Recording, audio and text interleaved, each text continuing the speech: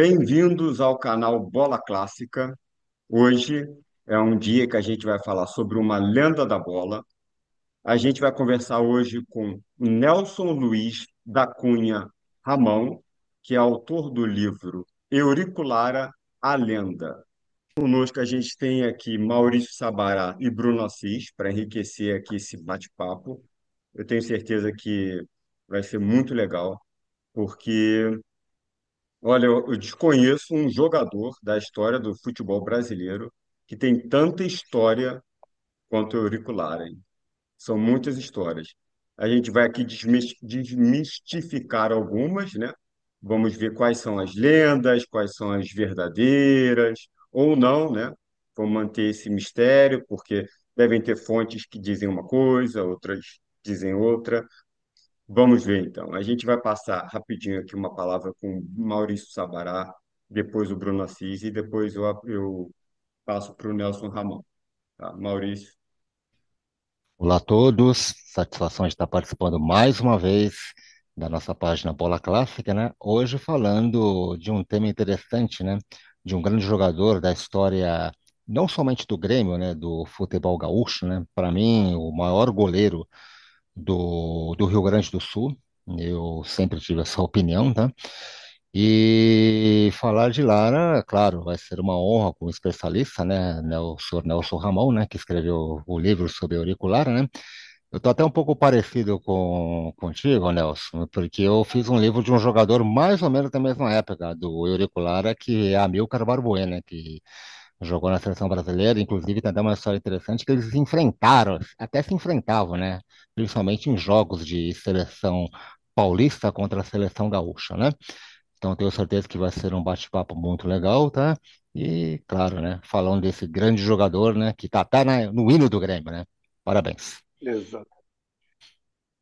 É um prazer imenso aí receber Nelson Ramão aqui conosco, né? Veio devidamente fardado, trajado, as indumentárias gremistas aí, para nós falarmos um pouco sobre Eurico Lara, um goleiro que transcendeu a ponto de invadir o hino, né? Eu desconheço de algum time grande que tenha um jogador que faz parte, que compõe o verso do hino, né? O Lara, o craque imortal, sob o seu nome elevar, e hoje o mesmo ideal, nós saberemos te honrar. E E o Imortal parece que se confunde, o Lara se confunde com o Grêmio, então nós vamos saber, vamos entender direitinho aí, palavras aí do Nelson Ramão, especialista em auriculara. Vai ser um bate-papo bem gostoso aí, estou bastante otimista e animado aí. Prazer, Nelson. Nelson, Então, desculpa. diga. Primeiramente, muito obrigado por ter aceito o nosso convite, tá? Seja muito bem-vindo para esse bate-papo e fique à vontade para a gente destrinchar aí a história da lenda auricular. Então, primeiramente, eu quero agradecer o convite. É uma honra poder participar e falar do meu maior ídolo, né, que foi auricular. E quero cumprimentar então o Bruno, o Maurício, você, Vitor. Vocês fazem um trabalho muito importante de resgate da nossa história, do nosso futebol. E eu fiquei muito feliz com esse convite e espero corresponder à expectativa que vocês estão criando. Eu quero me colocar assim na condição de um grande curioso da história do lar, apenas isso, porque é muita coisa, são muitas fontes, dão conta de aspectos de forma diferente. A gente, no fim, passados mais de 100 anos do nascimento de Lara, e da passagem de Lara pelo Grêmio, nós já não temos como precisar muita coisa. Então a gente às vezes perde um pouquinho o referencial do que de fato é lenda, do que de fato é verdade, mas é uma história muito rica. E deixa sempre uma margem para as pessoas pesquisarem mais a respeito, né? E descobrirem quem foi esse grande goleiro da história gremista e do futebol. Legal, Nelson. Muito obrigado, viu? É, eu vou aqui começar com uma pergunta que parece até muito básica, mas pelo que eu percebi, né, e que eu já conversei com o Nelson anteriormente, não é tão básica assim, né? Nelson, eu queria assim começar o nosso bate-papo para a gente introduzir a história do Eurico Lara, fazendo duas perguntas simples, tá? Mas eu acho que podem ser bastante interessantes também. Primeiramente, qual é o nome oficial completo do Euriculara e qual é a data do nascimento do Euriculara? Então, nome do Euriculara, eu, quando escrevi o livro, a referência que eu tinha era Euriculara da Fonseca. E com o passar do tempo, aliás, hoje, se eu fosse escrever o livro de novo, ele teria 3 vezes o volume que tem, porque foi muita informação que foi se agregando com o tempo. E veio para mim a informação, e inclusive um print da certidão de óbito do Euriculara. E na certidão de óbito do Euriculara está Eurico de Almeida Lara. No meu livro consta Eurico Lara da Fonseca. E porque era a informação que eu tinha na época. E há uma dificuldade muito grande de eu confirmar certas informações, porque eu moro no interior do estado, distante da capital e distante de onde praticamente toda a história do Lara aconteceu. E também distante de Uruguaiana, eu fico no meio do caminho entre os dois. Uruguaiana, a cidade onde Lara nasceu, e Porto Alegre, a cidade onde Lara construiu seu nome como atleta do Grêmio. Então, essa distância, embora pareça não ser tão grande, mas ela é um impeditivo para que eu esteja próximo das fontes, assim. E o próprio Grêmio não tem muitas informações, é impressionante. O Grêmio tem um baita de um... Desculpe as expressões gaúchas, tá? De vez em quando eu vou largar uma, assim. Tem um baita de um acervo sobre o futebol, sobre a sua história, no memorial, mas algumas informações são de difícil acesso, porque a gente teria que conhecer alguém que esteja lá dentro para poder então buscar a informação mais precisa, e às vezes nem assim a informação se perdeu, está lá, mas ninguém sabe aonde está. A coisa é organizada, mas até por ali. Então, eu me baseio hoje muito por um site que é bastante completo, e eu já vou adiantando para vocês, por incrível que pareça, o site Grêmiopedia é considerado hoje o segundo maior site sobre a história de um clube de futebol do mundo, pelo tanto de pesquisas que são feitas, de diversas das pessoas entrando nesse site para pesquisar, pelo volume de pesquisa, o segundo maior site em volume de informação disponível. Então a gente vai se baseando por ali. É uma informação bastante tranquila. Mesmo assim, vez por outra, a gente encontra alguma que eu tenho hoje como referência em função dessa certidão de óbito é Eurico de Almeida Lara. Tá? E a data de nascimento, 24 de janeiro de 1897. Legal, legal demais, Nelson. É, Aliás, vale a pena uma nota aí. 24 de janeiro, que também é a data de aniversário do grande Luizito Soares, que jogou recentemente no Grêmio. Uma coincidência apenas. legal, legal, Nelson. É, falar um pouco de auricular, Nelson, eu queria que você comentasse um pouco sobre. Vamos trabalhar um pouco a questão antropológica, né, do grande auricular. Ele é de Uruguaiana, né? E Uruguaiana, ela tem uma representatividade assim absurda no cenário gaúcho. Ela foi a única cidade criada, né, durante a Revolução Farroupilha, uma revolução que durou 10 anos, né, de 1835 a 1845, criada pelos próprios farrapos, né? E a situação dela é muito estratégica, né? Que ela dá de frente ao Rio Uruguai. E essa cidade é uma cidade de muita resistência, né? Ela tem uma relevância muito profunda ali, até na questão da Guerra do Paraguai. E parece que quem nasce lá, em Uruguaiana, tem o espírito de ser casca grossa, né? Bom, bom de briga, bom de tapa, né? Não arrega, não foge, né? E sangue quente. E o auricular, ele surge dentro desse cenário. Inclusive, uma das primeiras unidades militares que surgiram no Rio Grande do Sul foram ali em Uruguaiana, onde o auricular passou a servir. Então, eu queria que você comentasse um pouco, Nelson, a figura homem, né? Puxando essa questão antropológica aí do auricular, a relação que ele tem com o Uruguaiana, né? Porque, obviamente, um fruto do meio, carreira militar e dentro dessa cidade aí tão movimentada, né, que é a Uruguaiana, né, considerado também a primeira cidade é o primeiro município do Brasil a abolir também a escravatura. Então tem grandes episódios aí que compõem a Uruguaiana. Por favor, Nelson, discorra sobre. Vai ser um prazer falar da minha terra. Eu sou de Uruguaiana, sou natural de Poxa, Uruguaiana também.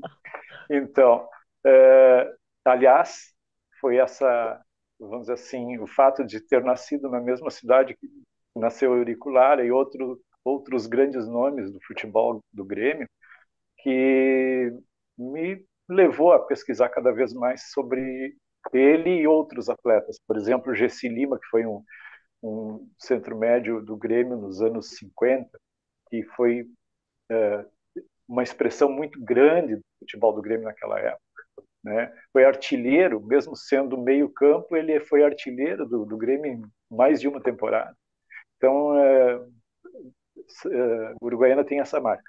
Mas, voltando à questão, Uruguaiana é uma cidade que foi, segundo consta, a única cidade criada durante a Revolução Farroupilha.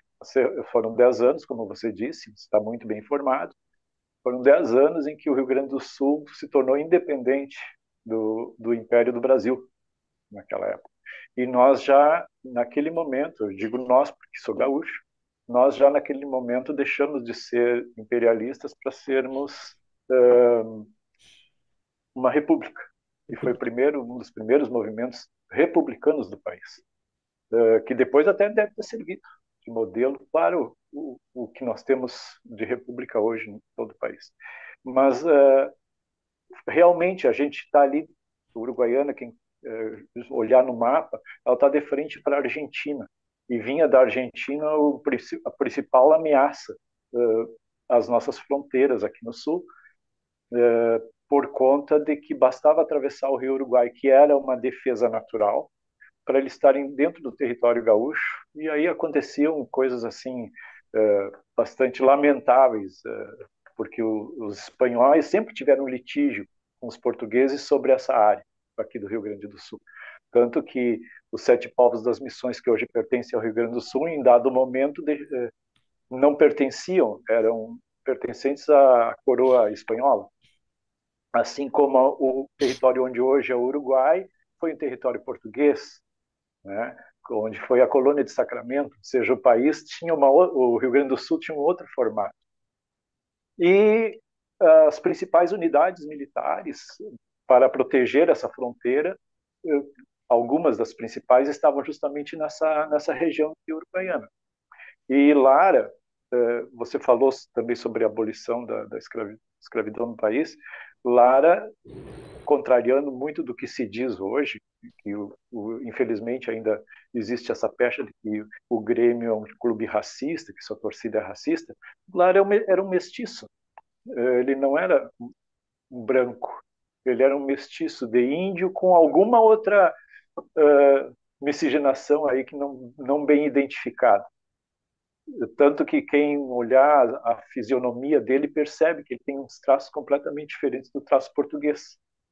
Então, assim, não só ele, outros que passaram pelo Grêmio também, mas enfim, Lara sempre foi uma referência para nós sobre vários aspectos. Essa garra, dizem que Lara também começou no futebol como um lateral. Agora não sei se direito ou esquerdo, também não veio o caso. Ele jogava como lateral e pelo time do quartel, né, onde ele servia, que até agora eu não consegui identificar de que arma do Exército Brasileiro ele servia. Mas imagino que tenha sido artilharia. Tá? É uma ideia que me passa pela cabeça por conta de outros aspectos que envolviam a carreira militar de lá. Alguns dizem que ele era um oficial do Exército, outros dizem que ele era um cabo do Exército. Eu vou ficar com uma parte mais humilde aí, cabo. Depois vocês vão entender por quê.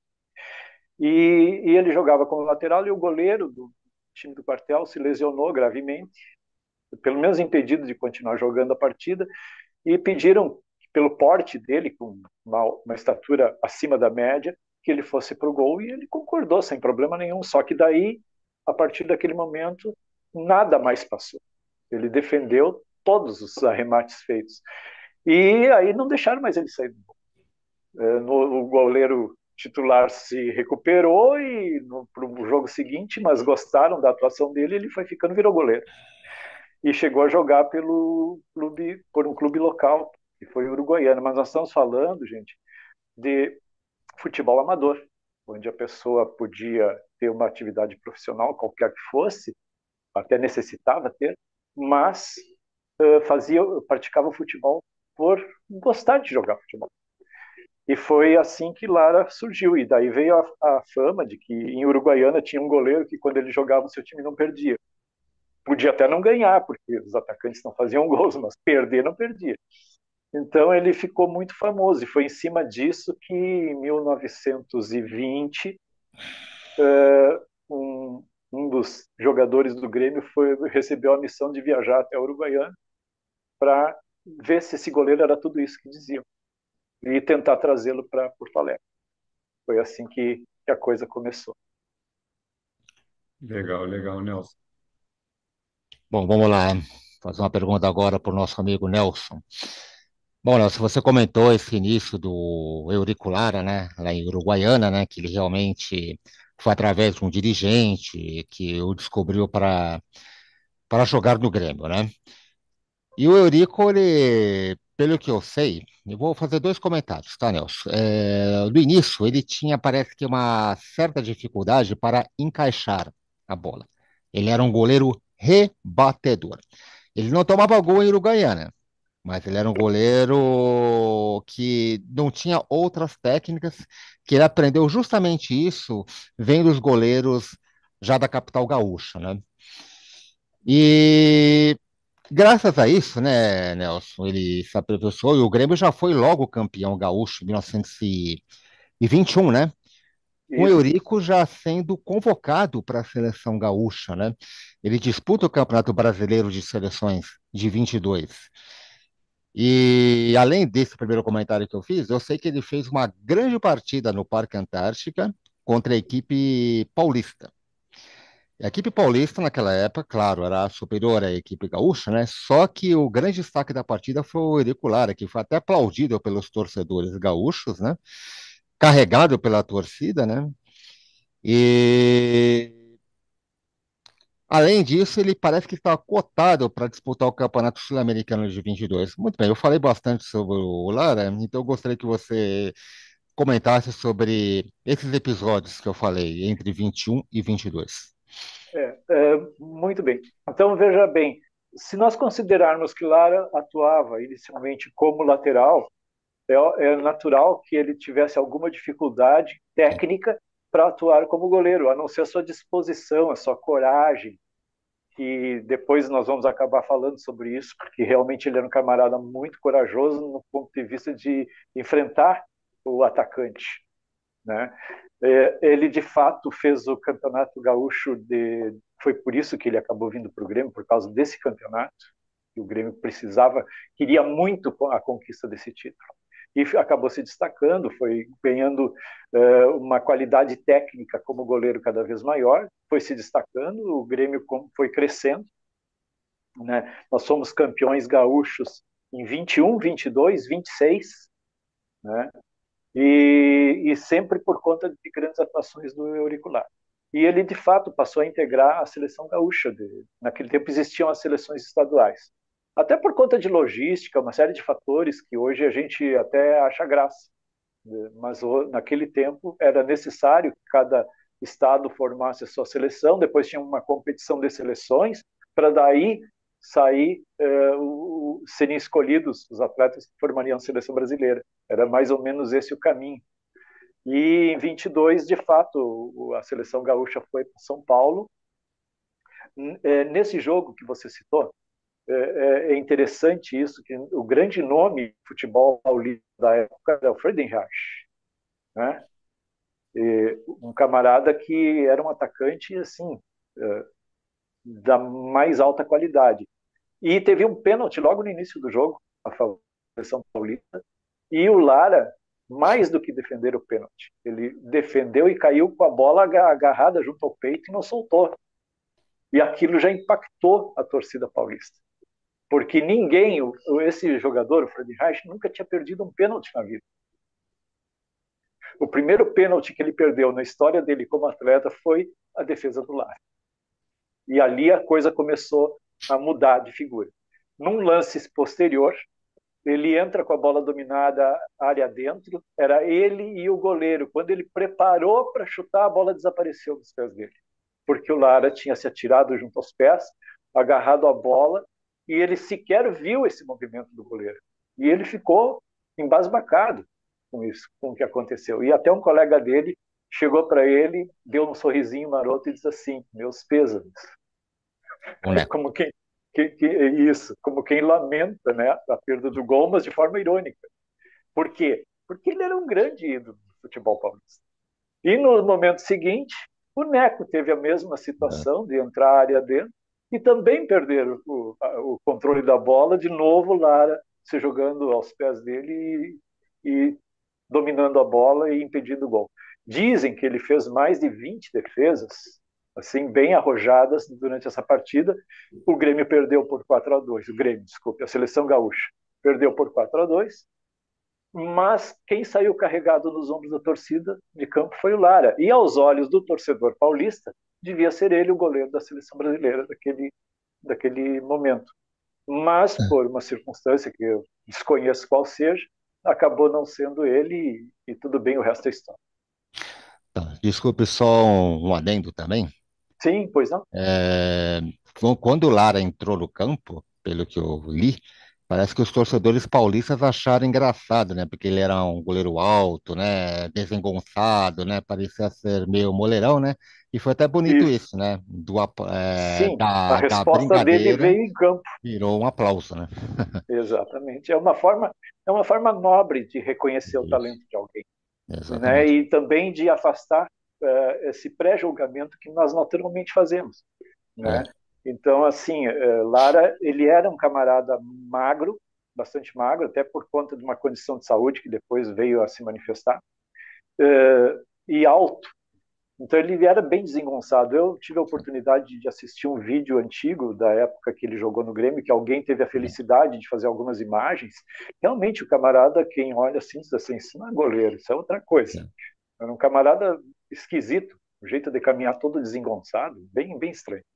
Mas tinha essa habilidade, né? E a coragem de se jogar aos pés dos atacantes. Legal, legal, Nelson. Assim, em cima disso, né, que a gente está falando um pouco do estilo, né, o estilo de jogo dele, o estilo de defender que o Eurico Lara apresentava na época, né, como um goleiro arrojado. O Maurício mencionou o fato dele ser rebatedor. Eu também agora já não sei se a gente já entra naquela história das lendas ou se é verdade, se tem algum dado específico a respeito disso, mas eu também já ouvi dizer que o Eurico Lara só tomou um gol de jogada de escanteio. Isso é lenda, isso é verdade? É, até Olha, que esse dado específico eu desconheço, eu vou ser franco contigo. Tem muita coisa que corre, assim, ó, por exemplo, ao longo dos anos, ele atuou durante 15 anos como titular da meta gremista. E isso é outra coisa curiosa, porque é o goleiro com a maior longevidade como titular da história do clube até hoje, né? E não foram 15 anos contínuos, foram 15 anos interrompidos, porque ele jogou de 1920 até 1927, aí ele se afastou do Grêmio durante o ano de 1928, ele saiu do clube, para voltar em 29 e ir até 35. Mas durante os 15 anos em que ele jogou no Grêmio, ele foi o titular. Ninguém nem questionava. Os reservas se, vamos dizer assim, aceitavam de bom coração ser reserva de auricular, sem problema nenhum. Aí ele, nesse período, como jogador do Grêmio, ele defendeu sete pênaltis, se não me engano. Agora, com relação a esse ter sido só um gol de escanteio, é uma informação que eu confesso que eu não tenho como confirmar ou negar, mas são lendas, são histórias. sim, sim.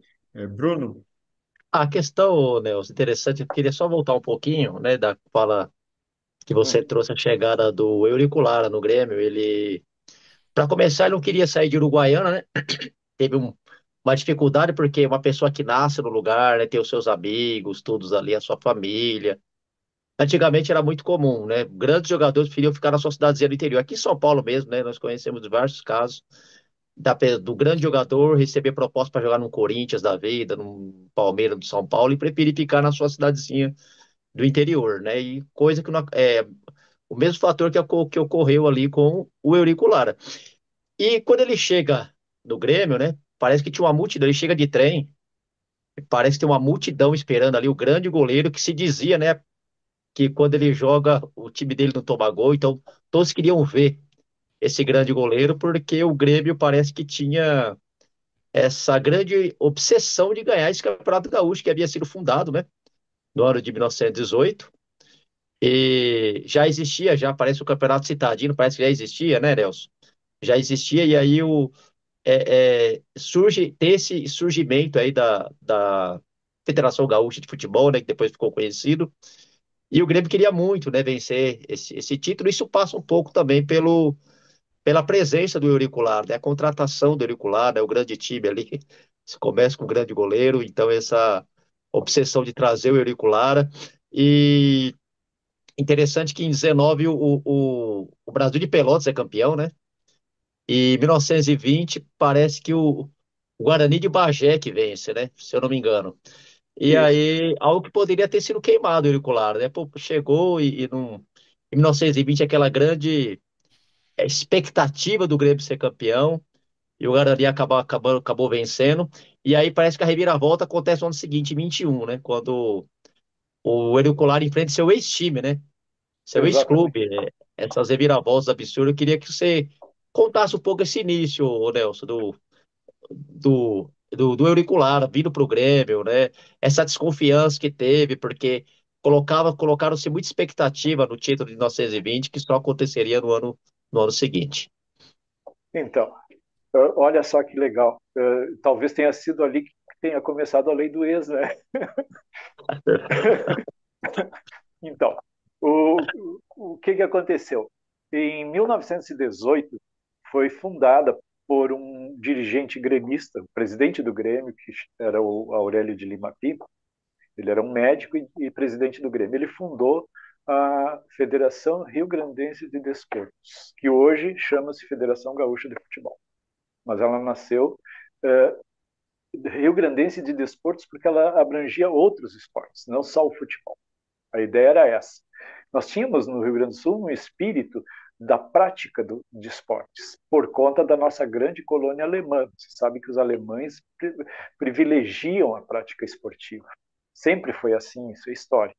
E a nossa colônia alemã ansiava por cada vez mais prática esportiva, tanto que nós até hoje temos assim clubes de futebol que viraram clubes de ginástica que viraram clubes de futebol, campos de futebol que nasceram no meio de pistas de ciclismo. Então, o Rio Grande do Sul tinha disso, era uma miscelânea. E em 1918, então, o Aurélio de Lima Pi fundou a Federação Rio Grandense de Esportes. O objetivo dessa federação era congregar as entidades municipais para a criação do primeiro campeonato gaúcho de futebol, que, aliás, diga-se de passagem, ele teve várias fórmulas de disputa, né? Muito em função da logística. Como fazer com que clubes se deslocassem em todo o estado para a disputa de um campeonato se nós não tínhamos estradas? Nós tínhamos a ferrovia, e a ferrovia não ligava todos os municípios de forma alguma. Ela tinha uns eixos principais. Então, alguns clubes em cidades até de relativa importância estavam totalmente desconectados da capital. E havia essa dificuldade. Então, foi fundada a federação em 18, foi criado o Campeonato Gaúcho, que deveria ter tido sua primeira edição em 18 e não teve por conta da gripe espanhola. Foi uma epidemia, uma pandemia que assolou o planeta inteiro, milhares e milhares de mortos, né? E isso impediu a realização do primeiro Campeonato Gaúcho em 1918. E, assim, a primeira edição aconteceu em 1919. E para realização desse campeonato, já que tinha sido criado por um dirigente gremista, o Grêmio queria muito, de cara, já sair vencendo essa competição, porque ela passou a ser a principal competição do Estado. E a principal competição para os clubes gaúchos. Por quê? Haviam os campeonatos citadinos, o de Porto Alegre, o de Pelotas, o de Bagé, né? E não havia um campeonato que congregasse todos esses clubes. E seria o Campeonato Gaúcho. E o Campeonato Gaúcho não nasceu exatamente um campeonato. Ele nasceu como um torneio entre o Grêmio, em 1919, o Grêmio campeão citadino de Porto Alegre, o Brasil de Pelotas campeão citadino de Pelotas. Então o estado era dividido em regiões, 4 ou 5 regiões, e cada região tinha o seu representante, porque aí a logística se dava de forma mais fácil. E todos eles, os 5 representantes de cada região, se reuniam em uma cidade definida pela federação para acontecer então o torneio que definiria o campeão gaúcho. E foi assim que aconteceu, que o Brasil se tornou o primeiro campeão gaúcho em 1919. Em 1920, quando a temporada de 20 começou, e quando eu falo temporada, vocês têm que entender que no futebol amador, a temporada, na prática, começava no mês de abril. De dezembro até abril não se jogava futebol, praticamente. Não existe registro de jogos de futebol nesse período do verão. O pessoal tirava férias, levava sua vida normal e treinava para começar alguns jogos amistosos, né? E assim o Grêmio, na ânsia de buscar o título gaúcho, que não tinha conseguido em 19, tratou de começar a formação de um time que pudesse buscar esse resultado tão desejado. E aí trouxeram o Lara. O Lara, de fato, não queria sair de Uruguaiana, por essas razões que você mesmo colocou. Mas veio pelo trem, como eu estava falando antes, a logística era diferente, né? E a torcida gremista, que era muito apaixonada pelo clube, foi para a estação ferroviária de Porto Alegre e para aguardar a chegada do grande goleiro, que seria o grande reforço da temporada. E, de fato, ele chegou e se impressionou, se impactou com aquilo tudo, aquela festa toda. Até pensou que não fosse para ele, né? E o resto virou história. E até gostaria de fazer uma citação importante aí. Ele chegou, então, ainda nesse período entre o final do ano de 1919 e o início do primeiro semestre de 1920, mas a estreia dele fechou 105 anos a 2 dias. Foi no dia 15 de junho de 1920, onde o Grêmio fez um jogo amistoso com Juventude e venceu por 3-0. Ele não tomou gol já na sua estreia. Então já começou bem, né? Uau. E o fato dele não ter sido, Grêmio não ter sido campeão gaúcho em 1920, havia um grande respeito pelo futebol e a realidade do futebol era outra. Foi o Guarani de Bagé, e o Guarani de Bagé, pela proximidade com a fronteira de Bagé com o Uruguai, que é poucos quilômetros e tu está dentro do Uruguai, havia naquela época uma grande presença de jogadores uruguaios, e o Uruguai já estava se mostrando expressivo na prática do futebol sul-americano naquele tempo, né? E então muitos jogadores uruguaios vinham jogar no Guarani de Bagé, assim como no Grêmio Bagé também, que é outro clube da mesma cidade, que é muito tradicional. Naquele tempo de futebol amador, isso aí era tranquilo. E o Grêmio respeitava isso porque não tinha outro jeito. Eles eram potências equivalentes. O Brasil de Pelotas era equivalente ao Grêmio, sem problema nenhum. Pelotas e Rio Grande, por exemplo, tinha a facilidade do acesso pelo Porto de Rio Grande. A proximidade com o Porto trazia. Tanto que o futebol no Rio Grande do Sul nasceu em Rio Grande, com o Rio Grande. Ô, Que Nelson, foi... só um adendo, Nelson, só um adendo, por gentileza. Foi. É interessante que hoje nós vemos muito polarizado, né? Grenal, Grêmio e Inter. Só que Sim. naquele tempo, na época do amadorismo, existia grandes outros times, né? Como o Guarani de Bagé, que você mesmo citou, Grêmio, Bagé, o São Paulo, né? O São Paulo de Rio Grande. Tínhamos também o Sim, Brasil, próprio Brasil de Pelotas. Na própria sim. capital gaúcha, o Americano e o Cruzeiro também, né? Que fazia frente a esses times. Então tinha muitos bons times, né? Não era tão discrepante como é hoje, né? Grêmio, Inter, Grêmio, Inter. Então, realmente o futebol amador tinha isso, essa peculiaridade de que conseguia nivelar, equivaler clubes, não interessando se era da capital ou do interior. Ou seja, o interior era muito forte. Se ia para a região ali da fronteira com o Uruguai, no caso de Bagé, tinham dois clubes que, bom, o Guarani foi campeão em 1920, campeão gaúcho, né?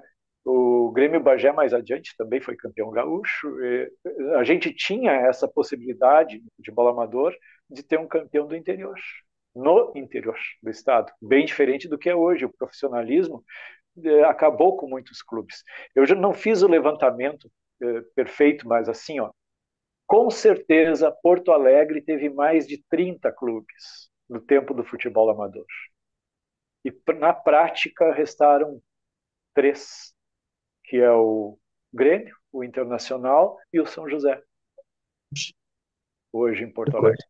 Alegre. E o próprio Grêmio nasceu no dia 15 de setembro de 1903, junto com outro clube. O Grêmio teve essa felicidade de ter um irmão gêmeo fundado no mesmo dia, poucas horas antes, que foi o Futebol Clube Porto Alegre. Então o Grêmio tinha com quem praticar futebol já no seu nascimento, porque eram dois clubes, os únicos dois clubes da capital fundados no mesmo dia. E, E, e algo interessante também, o Nelson, dentro do amadorismo, né?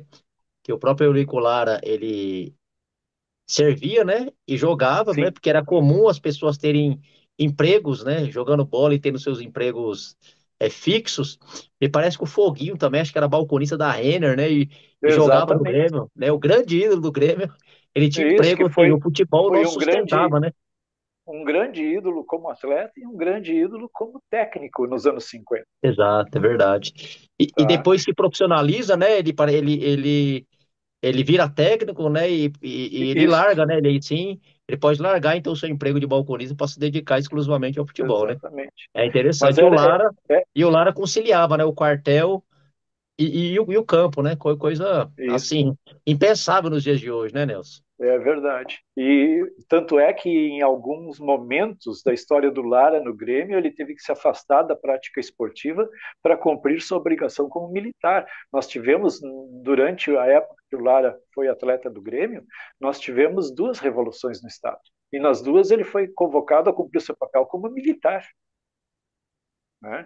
E nesses anos, nós tivemos uma interrupção nas disputas do Campeonato Gaúcho, porque era impossível transitar pelo interior do estado, mesmo em trem, por causa das escaramuças de uma facção ou outra política que levavam a termo uma revolução.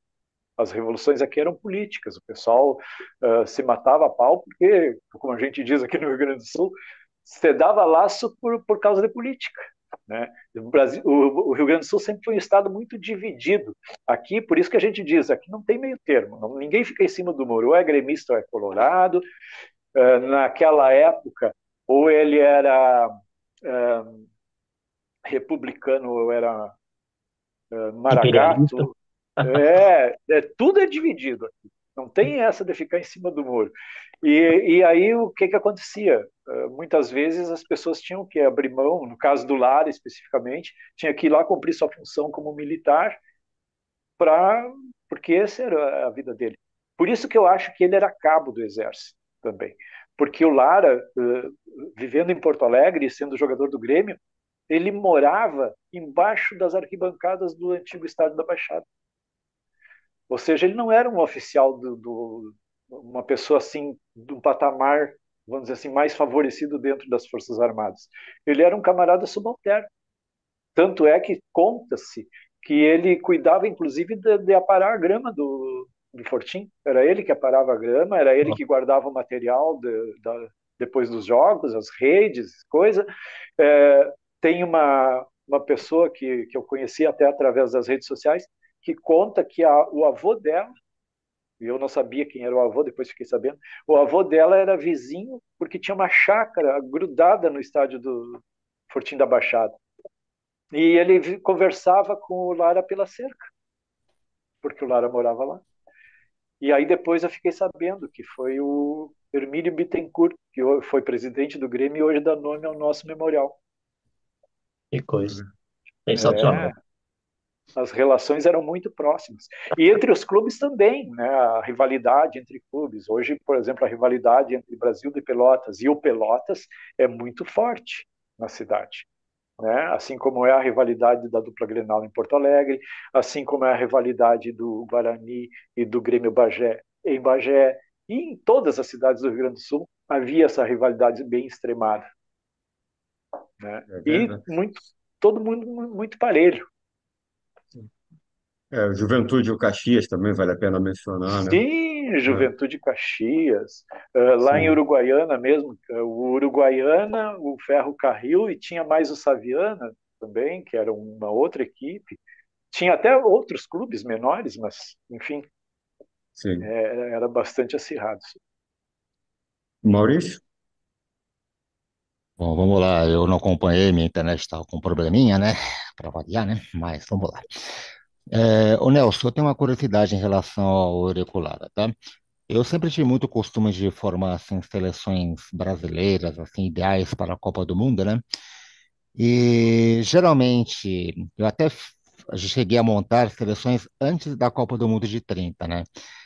E em 1926, eu justamente escalei o Eurico Lara como o goleiro principal da seleção brasileira. Não sei se para 22, né? Já que ele foi muito bem com os paulistas, se não foi mais uma empolgação dos torcedores, claro, com a grande atuação que ele teve, se ele já estaria talvez pronto para uma Copa do Mundo, se bem que se houvesse Copa do Mundo em 22, seria antes do Sul-Americano, seria mais ou menos no mês de maio, junho, né? Mas a pergunta que eu faço, ô Nelson, existe algum relato, alguma vez, sendo dito que o Eurico Lara era, em determinado momento, o melhor goleiro do Brasil?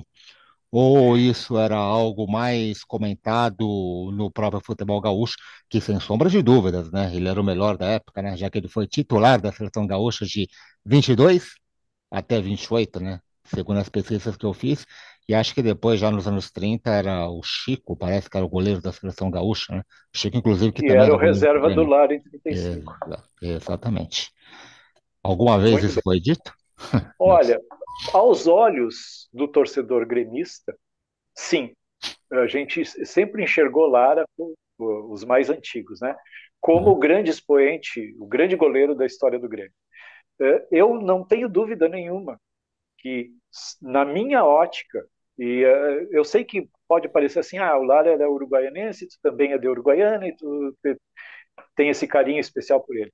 Mas o Lara tem algumas peculiaridades que outros goleiros não tinham. A maior de todas é que ele literalmente deu a vida pelo Grêmio, nós vamos poder falar disso.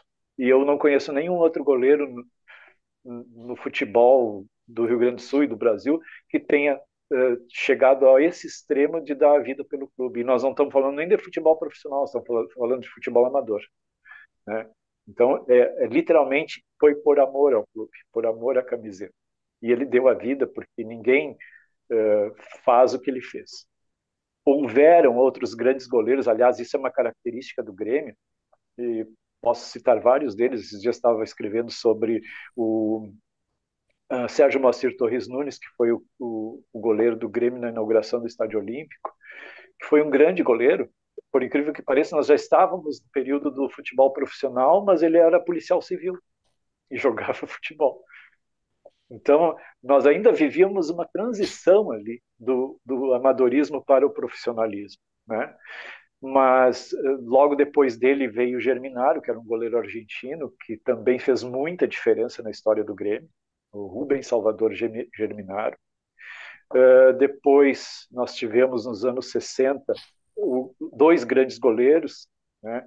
Que Arlindo Lau foi um goleiro assim bastante expressivo, e Alberto, que inclusive Alberto foi cotado para ser o goleiro da seleção brasileira na Copa de 70, mas por problemas aqui dentro do Grêmio ele acabou sendo deixado de lado e acabou indo Félix. Depois, nos anos 70, nós tivemos um período assim bem difícil, mesmo que, que os atletas fossem bons, eles não se destacavam porque as conquistas não vinham.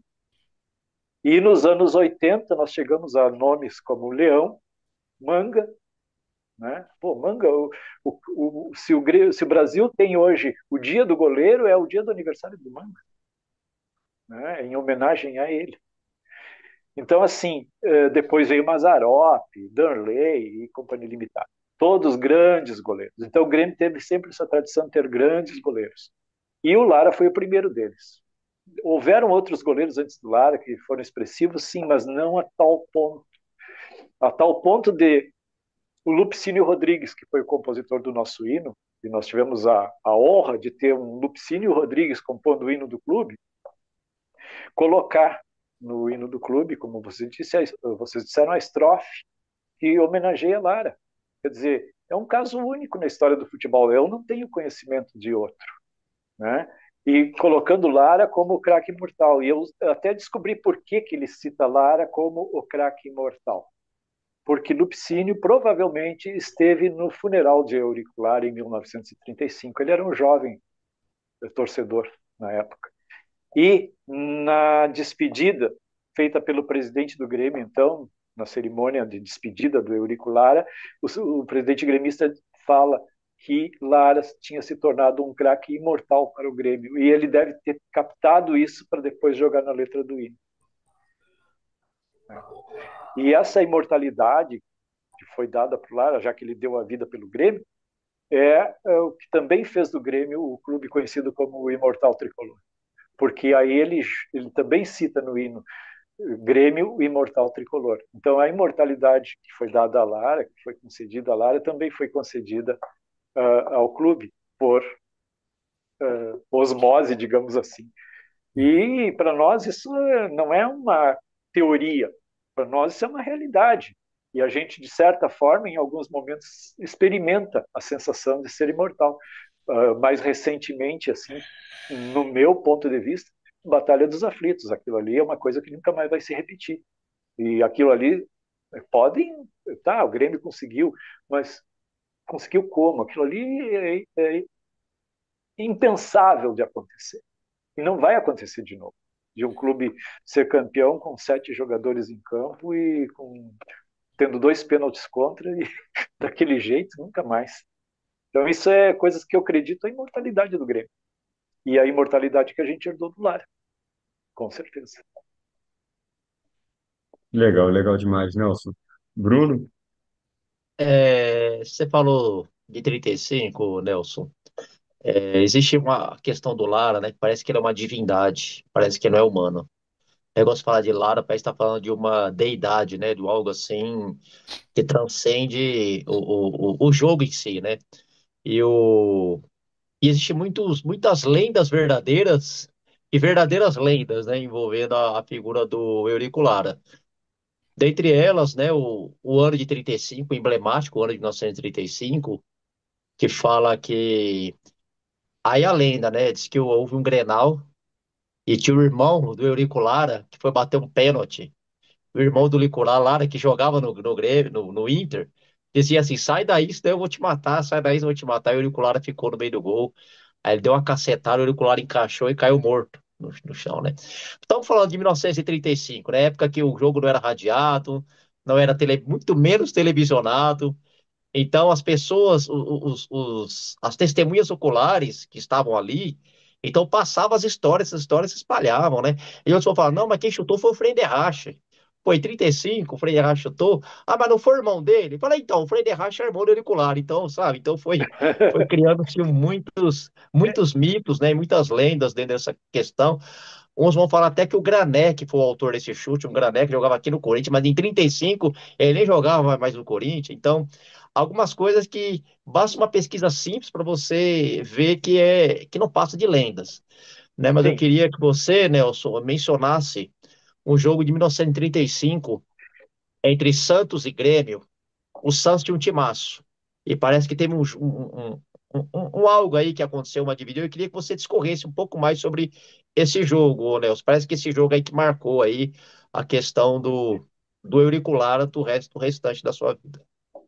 Nessa época, era muito comum os clubes do eixo Rio-São Paulo viajarem para Uruguai, Argentina, para a realização de jogos amistosos contra os grandes clubes. E, obrigatoriamente, eles acabavam passando por Porto Alegre. Isso aí era inevitável, porque a maioria dessas viagens eram feitas por navio, em navio, né? Então eles passavam por Porto Alegre, porque daí também faziam uma parada estratégica, já jogavam mais um ou dois jogos amistosos, de repente descobriam alguém e levavam junto, de repente deixavam alguém, até tem uma história de que o Pelé teria, anos depois, tinha sido ainda garoto, antes da Copa de 58, oferecido ao Grêmio, o Grêmio recusou, então Uau. tem umas histórias muito doidas com relação a isso. Mas, enfim, em 35, o Santos fez uma dessas viagens para jogar contra clubes, passou por aqui, passou por Rio Grande e Pelotas, jogou lá também, amistosos, e depois seguiu para o Uruguai, Argentina, não sei qual era o destino. E esse jogo contra o Grêmio venceu, se não me engano, por 3-2, esse jogo, e foi nesse jogo que todo o drama do Eurico Lara começou na prática, assim, ou se tornou conhecido. O Lara, nesse jogo, ele num ataque, ele se jogou junto aos pés do atacante Seixas, do Santos. E o Seixas chutou assim mesmo, porque naquele tempo, por isso que eu admiro o goleiro, principalmente esses das antigas. A regra não dizia que porque o goleiro segurou a bola, tu podia parar de chutar. Literalmente o atacante dividia com o goleiro e azar do goleiro. Por daí que vem a expressão azar do goleiro. Tá? Então, para ser goleiro, o cara tinha que ser meio do outro mundo, assim, de coragem.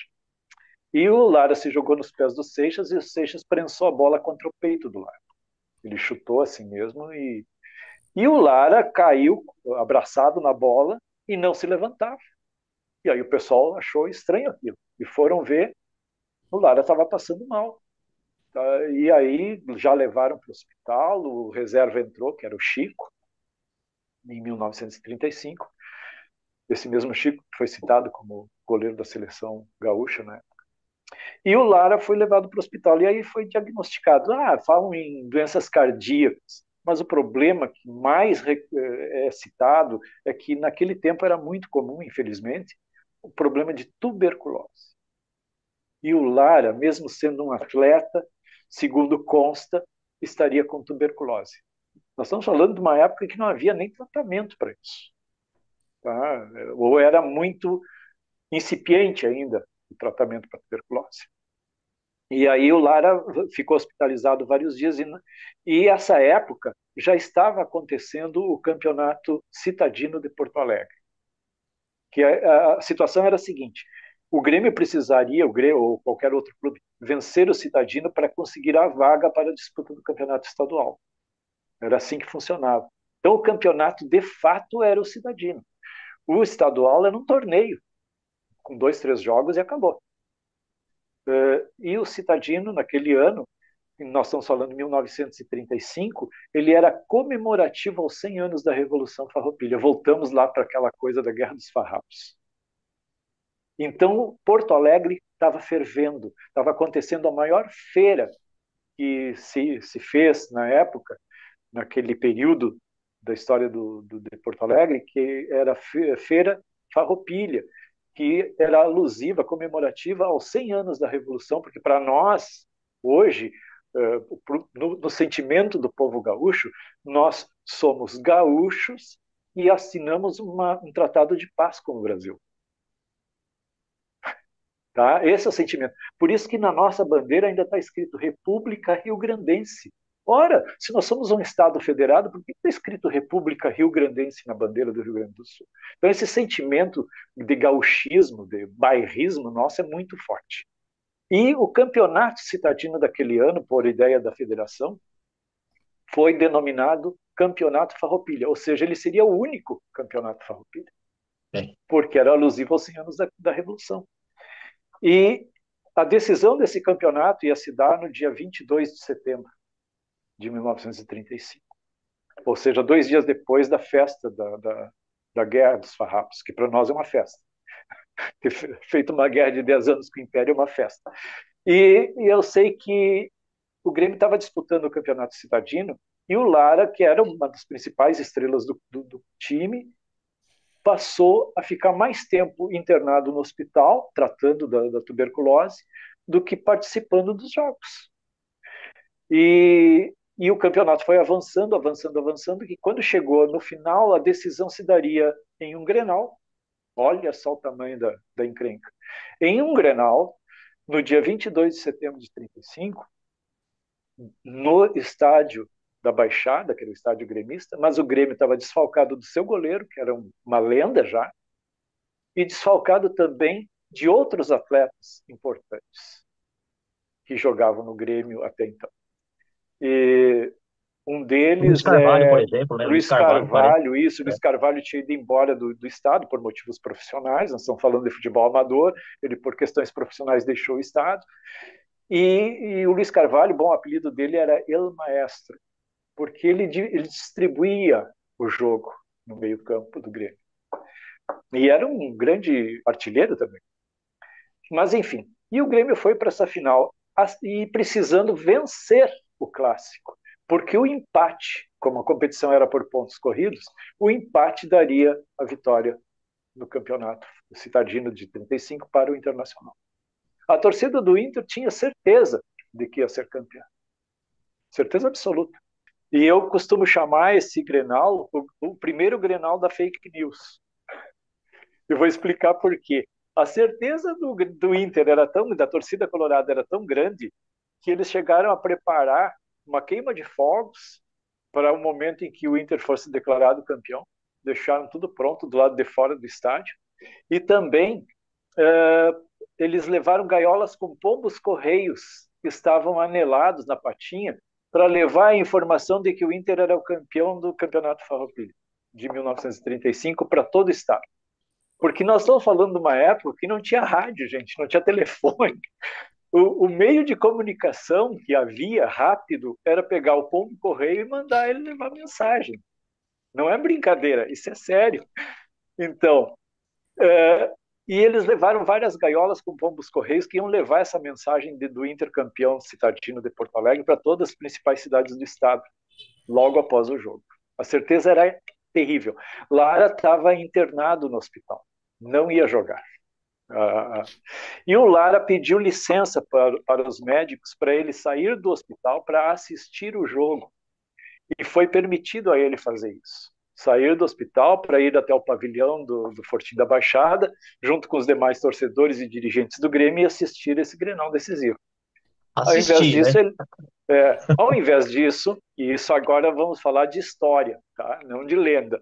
Ao invés disso, ele chega no estádio, vai para o vestiário, farda e entra em campo com o time. Eu não sei, eu não estava lá, não sei o que ele disse para os colegas dele, mas foi isso que aconteceu.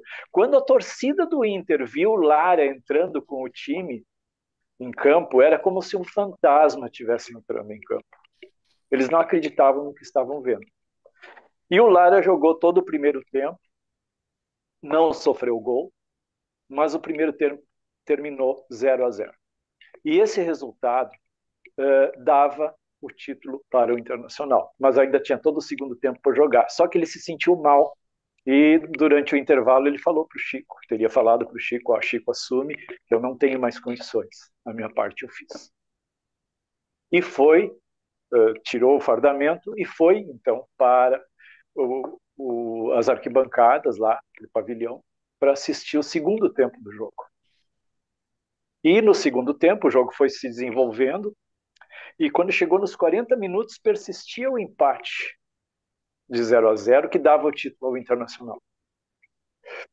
E nesse momento aconteceu uma falta na intermediária próximo da área do Colorado, do Internacional, e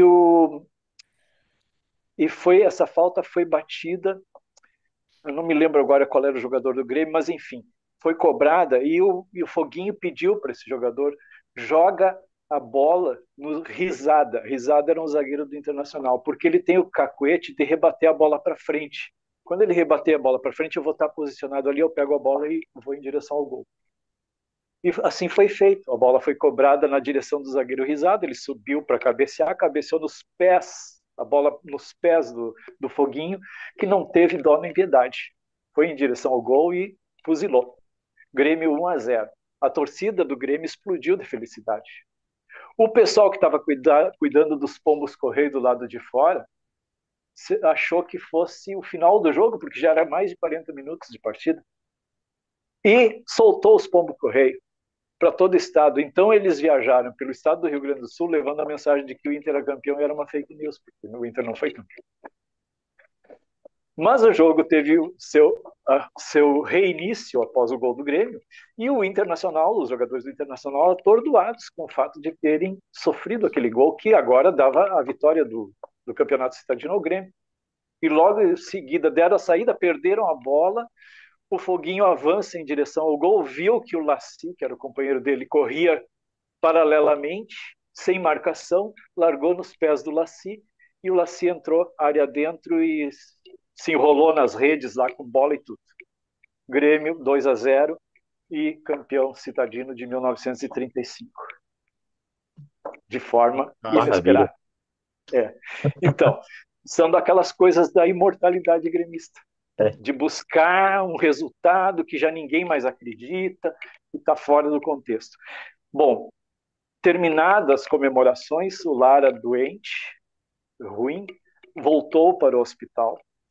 Há registros de como ele também atuava eventualmente. O conceito dele era tão grande como desportista que ele atuava eventualmente como árbitro também. E nesse período, do dia 22 de setembro até o dia 6 de dezembro, que é o dia em que ele infelizmente faleceu, 45 dias, ele teria atuado como árbitro em 1 ou 2 jogos, porque ele saía do hospital, voltava para o hospital, a situação dele era muito grave. E no dia 6 de dezembro de 1935, então ele faleceu no hospital. Ou seja, aquele jogo, aquele Grenal, foi o último jogo de Lara pelo Grêmio. Por isso que eu costumo dizer, qual é o goleiro hoje que sairia, estando doente, sairia do hospital, iria para o estádio, fardaria, jogaria, e 45 dias depois viria a hora. Ele deu a vida pelo Grêmio. Nelson, eu li em algum lugar que quando os gremistas, não só os gremistas, torcedores gremistas, mas quando os jogadores do Inter viram o Lara entrando, disseram que moralmente eles se sentiram derrotados, se sentiram em frangalhos, porque não esperava que ele estivesse ali. Então, quando ele entra em campo, foi uma surpresa, um choque imenso. E eu ouvi dizer que só dos colorados verem o Lara entrando em campo, eles moralmente foram destruídos, porque não esperava que o grande goleiro estivesse ali pronto para jogar. E tuberculose, imagina, tossindo, né? Corpo debilitado, incapaz, obviamente incapaz, ele se entrega, ele se sacrifica de fato ali para defender as cores do E Grêmio, o algo mais assim. interessante é que isso aí não é uma lenda, isso aí é uma história. Exato, Essa é a exato, parte real da história. exato. Né? Então não foi defendendo um pênalti, não. Aí já o pessoal exagerou um pouquinho na dose. Mas, de qualquer forma, a história, para mim, ela é tão impactante quanto a lenda. Perfeito, Com perfeito. Né? certeza. E nós nunca mais vamos ver isso no futebol. Tem um maluco que vai, estando doente, vai Opa, entrar em campo e fazer o que ele imagina. fez. É por aí a coisa. E assim que foi que Lupicínio Rodrigues, então, colocou ele no hino, porque ele era o Grêmio, ele era a expressão máxima do Grêmio. Né? É, E, e não tinha outra, para o jovem Lupicínio Rodrigues, não tinha outra possibilidade que não colocar o seu ídolo maior na letra do hino do clube. e o Lara, nessas idas e vindas do hospital, né? Ele consegue uma liberação para assistir o jogo, para assistir. Exatamente. Ele meio que dribla ali, né? E entra, ó, o médico liberou, falou que eu tô bom para jogar. E, O bom nossa, e velho jeitinho. O bom e velho jeitinho. absurdo. Mas Fantástico. eu acho assim surpreendente isso aí. Por isso que o Lara é mágico e por isso que ele é chamado de imortal. Outra coisa curiosa, porque eu vejo assim, ó, nada acontece, surge uma ideia do nada, assim. No hino do Grêmio, que o refrão diz até a pé nós iremos, todo mundo alega Os historiadores que estudam a história do Grêmio dizem que se deve a uma greve de bondes que aconteceu em Porto Alegre. E o Grêmio tinha uma partida para fazer num estádio da Timbaúva, que ficava distante do centro, e precisava dos bondes para se deslocar até o estádio. Na falta deles, porque estavam em greve, teriam ido a pé pelas ruas de Porto Alegre, em caravana, para apoiar o Grêmio. Então, esse é o sentido mais comumente aceito do refrão "até a pé nós iremos", né? Mas, lendo jornais da época da morte do Lara, quando o Lupicínio, como eu disse, um jovem torcedor do Grêmio, esteve presente aos funerais do Lara, tem um momento em que terminam as cerimônias ali, as despedidas e tal, e o caixão do Lara é retirado do estádio do Fortim da Baixada, que foi lá que foi feito o velório, carregado pelos colegas do clube, e para ser colocado num coche, né, que é uma carruagem, que era o carro funerário da época, para levar até o cemitério São Miguel e Almas, onde ele está sepultado até hoje. E quando foram colocar o caixão nesse transporte funerário, os torcedores presentes começaram a gritar: "A pé, a pé!" E então eles optaram que o coche acompanharia o trajeto, mas eles carregariam pelas ruas de Porto Alegre o caixão a pé até o estádio. E foi uma multidão. Nós tínhamos ali, para vocês terem uma ideia da dimensão que era Lara como atleta, que nós tínhamos ali os militares presentes, representados, os presidentes de todos os clubes, e não eram poucos que existiam em Porto Alegre na época, né? Emissários de outros clubes que puderam chegar a Porto Alegre a tempo de participar do cerimonial, e uma multidão de torcedores, tanto de Grêmio Internacional e dos outros clubes presentes, porque todos eles tinham maior respeito pelo Lara. Então, foi uma multidão que carregou aquele caixão pelas ruas de Porto Alegre. E isso do cortejo fúnebre, que hoje praticamente não existe mais, talvez nas cidades do interior ainda haja, mas a tradição do cortejo fúnebre é justamente para dar notícia do óbito, do passamento de alguém. Porque senão bastava pegar, colocar no carro funerário, levar para o cemitério e deu. Mas eles fazem um percurso pelas ruas da cidade mais movimentadas, faziam justamente para que as pessoas tivessem conhecimento do passamento daquela pessoa.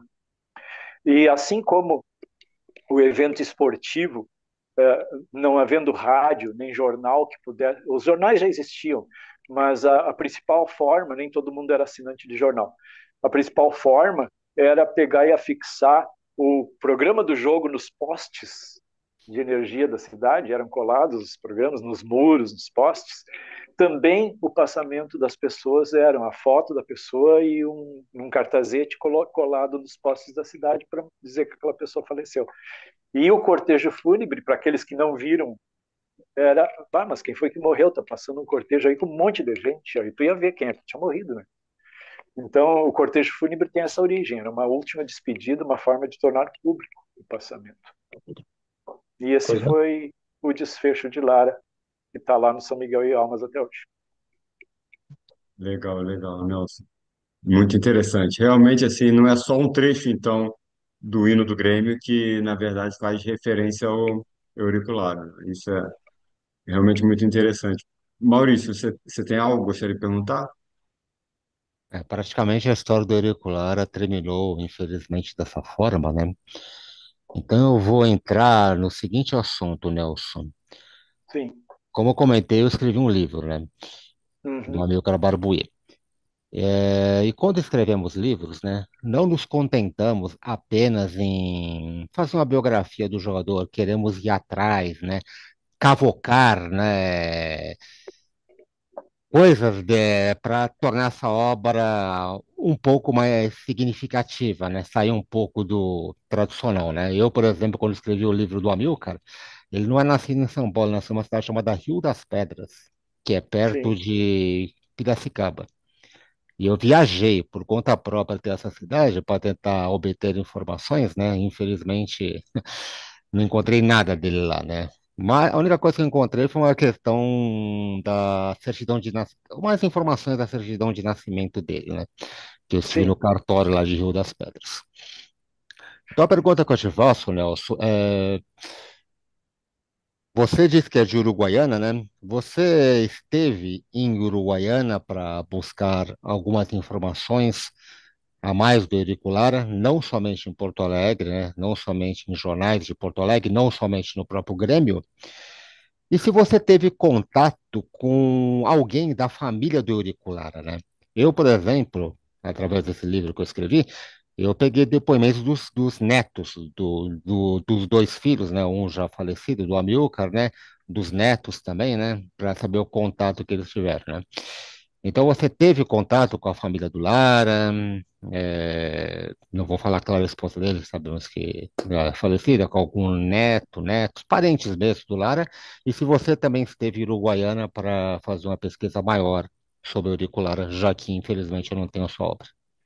é assim, ó, eu não tive em Uruguaiana Uhum, bem, o livro surgiu de uma forma totalmente inesperada, sim. porque eu, sendo de Uruguaiana quando eu conheci o hino do Grêmio, até motivado pelo meu pai, que tinha se tornado torcedor do Grêmio, e ele tinha o hábito de não perder um jogo do Grêmio pelo rádio, isso nós estamos falando de anos 60, o nosso, já digo nosso hábito, nós morávamos nessa época em Estrela, então a gente, Estrela é uma pequena cidade do interior até hoje, e aí ele ia para o pátio na tarde do domingo com o rádio de válvulas, e botava em cima de um banquinho e improvisava uma extensão e sentava na sombra de um cinamomo e ali ele escutava toda a resenha antes do jogo, o jogo propriamente dito e toda a resenha pós-jogo, que era tradicional. E eu sentava do lado dele, devia ter 6, 7 anos de idade, sentava do lado dele para acompanhar e aí que fui pegando gosto pela coisa. E Uhum, conheci o hino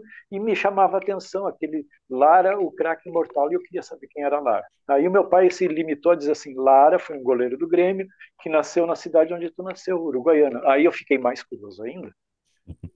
E fui, com o passar do tempo, eu encontrava numa revista uma matéria sobre auriculara, eu recortava, guardava e fui juntando material. Hoje deve ter mais ou menos umas 1.000 páginas dentro de caixas aqui em casa, eu fui coletando ao longo do tempo. E em 2018, eu pensei assim, cara, eu já estou ficando velho e eu tenho esse monte de informação que eu fui coletando ao longo do tempo e ninguém essas caixas vão para o lixo quando eu morrer. Eu vou fazer um livro, porque daí eu deixo uma contribuição, alguém que vai pesquisar o resto depois. Até onde eu pude chegar foi aqui. Eu não tenho recursos para estar viajando e pesquisando mais e tal, e fui recolhendo material apenas, como um colecionador de fatos. Tá? E foi assim que eu escrevi o livro. Até porque a vida do Lara meio que se encerra com ele, é uma coisa assim muito incrível, porque a esposa dele faleceu não muito tempo depois. Ele só teve uma filha, uma menina, e ela também faleceu jovem. Então, não ficou, ficaram herdeiros dele. E eu desconheço se ele tinha irmãos ou não. Então fica uma coisa muito difícil de estar procurando, até porque já se passaram mais de 100 anos desses fatos. Tu não, dificilmente vai conhecer alguém que conheceu ele. Quer dizer, fica muito vago. De vez em quando eu esbarro em algum fato novo. E aí eu vou, se eu pudesse agregar ao livro o fato novo, seria maravilhoso, mas não tenho como fazer isso. Desses fatos foi poder ver essa certidão de óbito do Lara e descobrir qual era o verdadeiro nome dele. Mas, enfim, é complicado. Hoje tem estatísticas sobre ele. Hoje eu tenho condições de saber exatamente quantos jogos ele jogou, quantos resultaram vitória, empates, derrotas. Tem toda uma estatística. Quem eram os times de cada um desses jogos, quem eram os colegas dele que estavam em campo, né? Em que competição foi que se deu esse jogo. Hoje tem todas essas informações estão disponíveis e nem fazem parte, algumas fazem parte do livro, outras não. Então, hoje eu costumo dizer assim: se eu fosse fazer esse livro de novo, ele teria 3 vezes o volume que tem, ou mais, porque surgiram muitos fatos. E à medida que a gente vai se aprofundando, vai cada vez surgindo fato novo e a gente não tem como agregar isso ao conhecimento que já se tem. É. Na verdade, quando escrevemos um livro, né, é difícil, né, na primeira vez conseguirmos tudo. Nos esforçamos, né, para É que verdade. possamos passar as mais preciosas informações. Eu também, no meu livro, descobri coisas depois, né? Eu até tenho um livro ainda comigo, né? Tudo já foi Uhum. vendido já, né? Eu apenas disponibilizo ele em PDF para... E e o que eu encontro do Amilcar eu marco no meu próprio livro mesmo, né? Caneta eu marco, né? Não sei Sim, se você faz o mesmo com o seu, né? Mas escrever ali, a pessoa às vezes comenta assim, você não colocou essa informação. Talvez na época não tinha essa informação, de repente a pessoa sabe de uma informação depois, né? O meu exatamente. livro é de 2015, né? Mais ou menos, quase, acho que 3 anos antes do seu, né? Então, eram as informações que eu tinha na época. Tentei colher o que eu pude, né? Mas na Eu verdade, entendo. ô Nelson, o meu livro ele foi mais assim, eu fiz mais em cima de depoimentos, né? Que Sim, eu como jornalista já fiz entrevista com esses descendentes, né? Eu tenho todas gravadas, né? E eu fui desenvolvendo. Não peguei muita coisa assim de jornal, né? Como é de costume sim, fazer livros, né? Mas, enfim, a obra está aí, né? sim. Eu me baseei mais em jornais da época Sim, e nos claro, que é o registros correto. desse site do Uhum. Grêmiopédia, que é bastante completo, Sim, né? sim, conheço. E bem crível, porque eles trazem assim detalhes, minúcias, Uhum. né?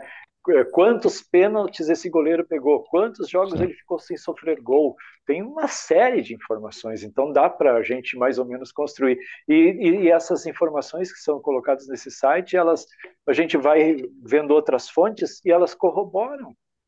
As outras fontes corroboram a informação que está ali, é bastante confiável. Uhum. E como a gente não tem a verdade dos fatos, ela é aquilo que a gente consegue descobrir, porque né, o fato real, a gente nunca vai ter o conhecimento pleno do que aconteceu. Sim. Nelson, por acaso você tem um livro aí para nos mostrar? Sim, Euriculara, só um A momento, Lenda? só um momentinho. Claro, claro, claro. Aqui, ó. Ó, Coisa Ó, linda, hein? muito Conseguem legal, muito legal. visualizar? Sim, sim, muito bem. Euriculara, A Lenda. e ele estava Nelson bem jovem, da Cunha e ele Ramão. estava bem jovem na foto, né? Aqui é uma foto mais ou menos da época em que ele chegou ao Grêmio. Ele É. tinha 23 anos de idade. Uhum. E como faz para conseguir o livro, Nelson? Olha, isso aqui é uma coisa assim bem minha mesmo, é comigo. Me mandam, me mandam o pedido pelo WhatsApp com o endereço completo, nome, né? E aí eu faço o envio sem problema nenhum. E você quer deixar o seu número aqui conosco, Nelson? Sim, o telefone é 996190984. Esse é o número do WhatsApp. Perfeito, tá ótimo, Nelson. Bruno, Bruno tem mais uma última pergunta, né, a respeito do livro do Auriculara. Ô Nelson, a questão o termo imortal, né? Lara é o craque mortal, o imortal tricolor. O Grêmio ele tem sempre essa característica de renascer, né? O Grêmio ele tem sempre de dar a volta por cima. A história do Grêmio toda é composta por isso. E parece que esse auge aconteceu aí nesse jogo citado aí em 1935, que a vitória do Inter já estava garantida. Citou aí a questão dos pombos correios, né? Disseram até que chegaram a pintar os cachorros na rua de vermelho também, né? Fazer aquela algazarra toda. Então, teve essa questão de que o Inter venceu já antes da hora, né? Contando vitória antes da hora. E aí o Lara surge da cinza, né? Levanta do leito. É tão poético isso, é tão lindo, é tão emblemático essa questão desse renascimento, né? Ele É, sai do hospital, ele veste a farda, ele com todas as dificuldades ali, física, debilidades físicas, é, é, é, defende ali bravamente a meta, não toma nenhum gol, né? Ele consegue segurar 0-0 ali, mostrando a dedicação, mostrando o esforço. E ali ele entrega, né? Ele meio que entrega a posição dele ao Chico, o goleiro reserva, depois assume e o Grêmio vence por 2-0. E essa questão mística do Euriculara, né? Eu queria que você discorresse um pouco para nós, né, nós já estamos chegando já na reta Aham. final da nossa entrevista, desse renascimento do imortal, essa ligação do Lara com o Grêmio, de dar a volta por cima, essa cultura gremista também de renascer das cinzas. Queria que você discorresse um pouco para nós, Nelson. Então, veja bem, eu entendo que essa questão da imortalidade gremista tem tanto a ver com essa passagem do Lara, porque quando o Lara entrou em campo naquele jogo, mais do que fazer estremecer a torcida adversária, certamente serviu de um estímulo muito grande para os seus companheiros de time. Quer dizer, um impulso a mais. Eu costumo dizer que Lara deixou a vida e entrou para a eternidade do clube. Né?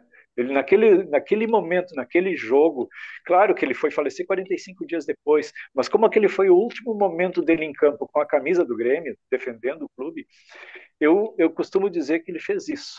Ele conseguiu transpor a vida e entrou para a eternidade da história gremista. E deve ter mexido muito com quem presenciou isso aí. E Lupicínio com certeza estava lá, porque Lupicínio tem a vida do Lupicínio, tem até uma entrevista do Lupicínio que explica, o jornalista fez a pergunta para ele na entrevista, por que ele, sendo negro, torcia para o Grêmio. Quer dizer, olha o cunho da pergunta, mas isso, claro, nós estamos falando da década de 60.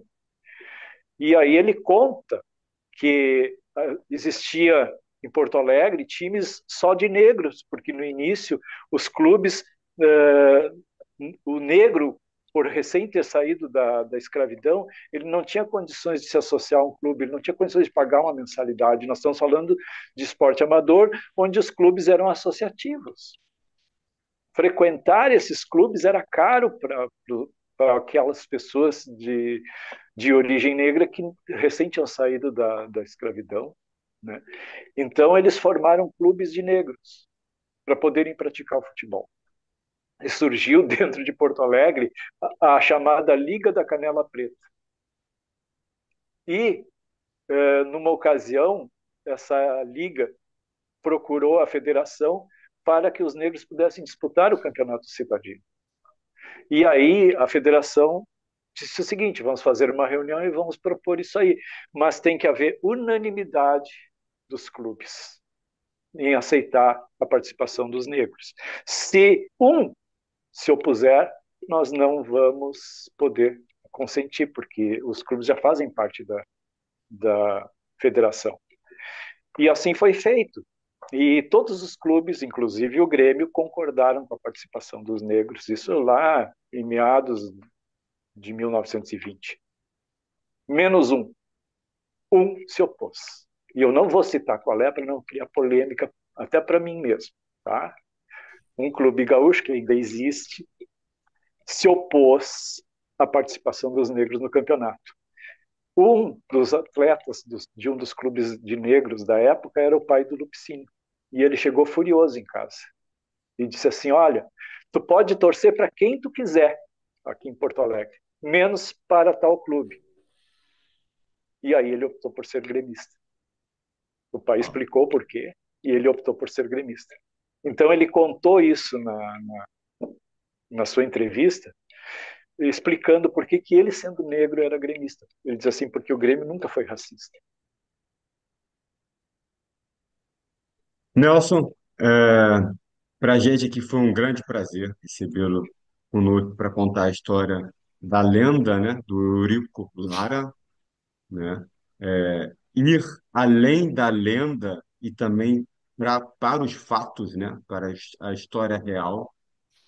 Para a gente foi um imenso prazer. A gente gostaria de agradecer demais a sua presença aqui e eu tenho certeza que isso vai ser um registro histórico, dos mais valorosos aqui na internet, e graças a você e ao seu livro, Eurico Lara, a lenda, Nelson Luiz da Cunha Ramão. Muito obrigado, Nelson. Eu agradeço demais a vocês, porque falar do Eurico Lara para mim é sempre um prazer, é sempre gratificante. E ele é para mim o maior ídolo da história gremista, então eu fico agradecido por poder participar e contribuir de alguma forma para que mais pessoas conheçam um pouco da história desse grande jogador. Obrigado. Nelson, finalizar, o Oi, Grêmio teve dois raios, que caiu no dia 15 de junho, né? 15 de junho de 1920, estreia de Auriculara, vitória 3-0 sobre o Juventude. 60 anos depois, 15 de junho de 1980, estreava o ponta direita Renato Portaluppi no mesmo dia, no mesmo mês. De diferença de 60 anos. 15 de julho, que foi agora, estamos gravando hoje, né, dia 17, 15 de julho, recentemente, aí domingo agora, exato. caiu esses dois raios aí no Grêmio, foi Não, e, o- agraciado e, e o- abençoado com essas duas beldades aí.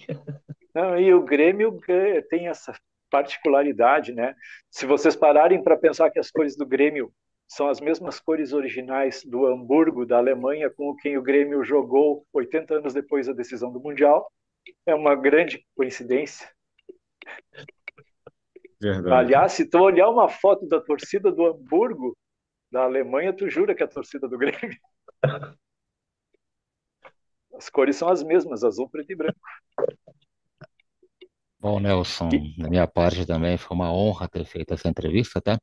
Da mesma forma como fizemos no Grêmio de todos os tempos, né?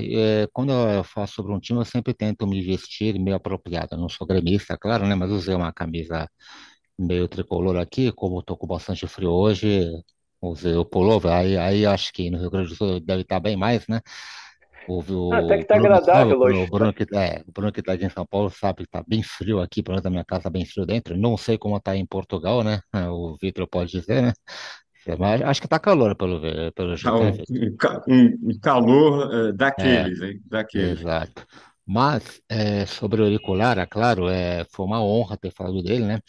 O Lara é uma das figuras assim que sempre me causou mais curiosidade para estar lendo sobre ele. É uma história muito bela, uma época que, infelizmente, como você bem disse, não há mais pessoas praticamente a poder falar, né, sobre o auricular, Exatamente. então temos que nos basear através de livros, jornais da época, né, que é o que vale bastante, né, ouvir depoimentos depois, que aconteceram depois de quem ouviu jogar, né, do próprio Lupicínio, né, como você bem citou, né, e essas histórias assim de dedicação ao clube, né, não somente o Lara no Grêmio, como os jogadores de outros times também são muito belas, né? Olhamos assim, né? Ainda mais uma época, né? Imagina, futebol gaúcho da década de 20, da década de 30, né? O jogador não poderia viver de futebol, né? O profissionalismo Exatamente. chega no Brasil em 33, né? Imagina o jogador, inclusive, não somente não ganhar dinheiro, não ter chance na seleção brasileira, né? Porque havia um regionalismo muito forte na época, né? Acho que o Lara era um dos melhores goleiros da época, até como eu mencionei, né? Seria meu goleiro se tivesse uma Copa do Mundo em 26, né? Essas seleções que inventamos, que montamos, né? Mas é muito bonita essa história, né? E que final, né? Morrer como ainda em campo, né, defendendo as cores gremistas, né, sem condições alguma, mas estava lá. Hoje vemos esses jogadores que nós chamamos de chinelinho, né? Chinelinho era uma coisa que nem passaria pela cabeça de Auriculara, como Não. de tantos grandes jogadores da época, né? Então, parabéns, Auriculara, e parabéns, Nelson Ramon, por essa bela obra, hein? Parabéns mesmo. Falar Obrigado. de Lara, Obrigado. Eu que muito bom, agradeço a vocês. Eu agradeço a vocês maravilha. pela oportunidade.